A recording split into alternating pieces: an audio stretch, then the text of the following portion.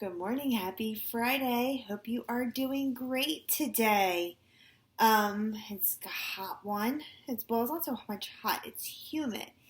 Humid is how much moisture, how much water vapor is in the air. Okay? And the higher, like you'll hear them talk about if you watch the weather, like 70% humidity, which means that there's a lot of water vapor in the air. So if you took like a frozen water bottle and you put it outside today, soon you would find all that condensation on the outside, like the water bottle. We called it sometimes sweating, or you might think your water bottle's leaking, and it's not. It's still closed and sealed, but the water vapor in the air is hitting that cooler surface and turning back into droplets of water.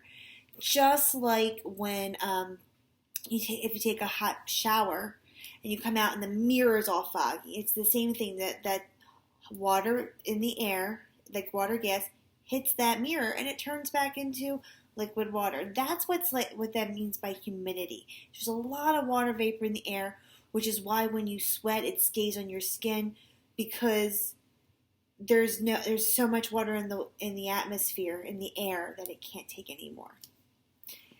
There's your bonus science lesson. By the way, the robins have officially left the nest as of Wednesday evening.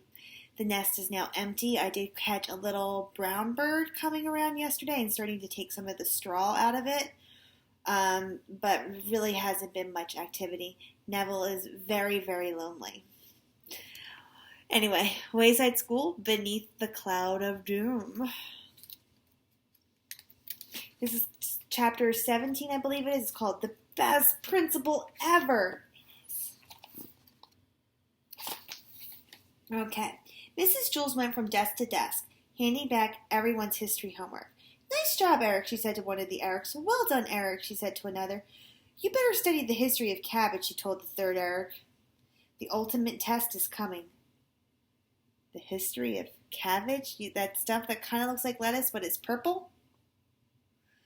The third Eric, naturally, was Eric Evans. He thought he knew all about the history of cabbage, and felt bad when he saw his homework grade. Then he realized that Mrs. Jules had given him Eric Bacon's paper by mistake. It turned out that Eric Bacon had Eric Fry's homework, and Eric Fry had his. They switched papers. Mrs. Jules moved on. Nice job, Dee Dee. Although your paper smelled somewhat strange. Mrs. Jules stopped at Jason's desk and shook her head. I was very disappointed, Jason. Sorry, muttered Jason. He could barely hold his head up. I was up all night reading. He'll never finish his book, Mrs. Jules, said Allison. Suddenly, the classroom door swung open and banged against the wall. Everyone turned to see Mr. Kidswater. Good morning, children, he said. They stared at him. He had never been inside their classroom before. Mr. Kidswater loudly cleared his throat. I said, good morning, children. Mrs. Jules hurried to the front of the room. She waved her hand like an orchestra conductor. Good morning, Mr. Kidswater, the children said in unison. The principal smiled. What's all this? He asked, pointing to the 27 plastic containers stacked against the wall. Toenails, said Paul. Also fingernails, added Leslie, so the principal wouldn't think the class was weird. Well, I'm glad to see you're doing important work here, said Mr. Kidswater. Would you like to donate a toenail or maybe a fingernail? Asked Mrs. Jules. Mr. Kidswater curled his fingers to examine his nails. No, I'm still using mine. Anyway, that's not why I'm here. I'm looking for a student to bang the gong on Friday. I figured I'd start at the top and work my way down until I found someone willing to. Every arm shot up in the air. Calls of, pick me, and ooh, ooh, ooh, could be heard from all around the room. Oh, said Mr. Kidswater, I guess it won't take as long as I thought. Me, begged Bebe, stretching her arm way high. No, me, urged Dee Dee. It was impossible to know where Mr. Kidswater was looking. He wore mirror sunglasses even indoors, meaning that his sunglasses you could actually, you could see yourself in them. Joy had both hands raised. That's better. Doubling her chances of being picked. You're the best principal ever, she called out. Mr. Kidswater turned his head. You, he boomed, pointing his finger. Everybody groaned except the one person he had chosen. Me? Asked Stephen meekly. You, asked Mr. Kidswater, sounding somewhat surprised. Yes, you. He declared, I choose you, didn't I?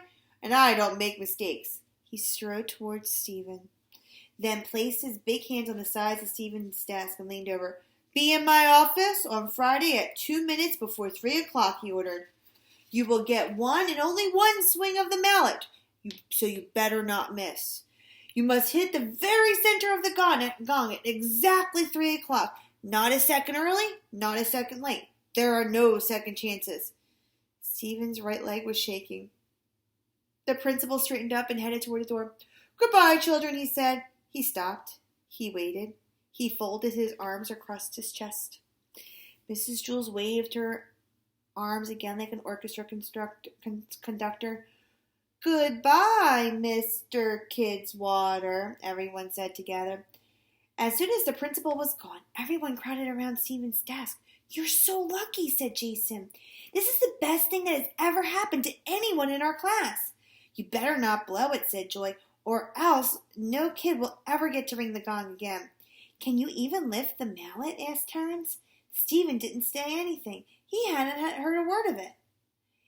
It was as if the moment Mr. Kidswater had said, You! Someone had banged a gong inside Stephen's head.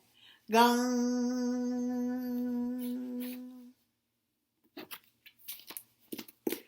All right, everybody, don't forget to finish any missing or outstanding assignments. Outstanding meaning things that haven't been handed in yet. Make sure that if you do complete a Google form, if you could make sure you hit like mark as done or turn in, okay? Can't just say you did it.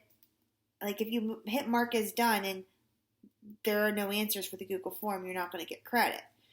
But when you hit mark as done, that sends me a notification, or the teacher notification, that there is work to be graded, okay?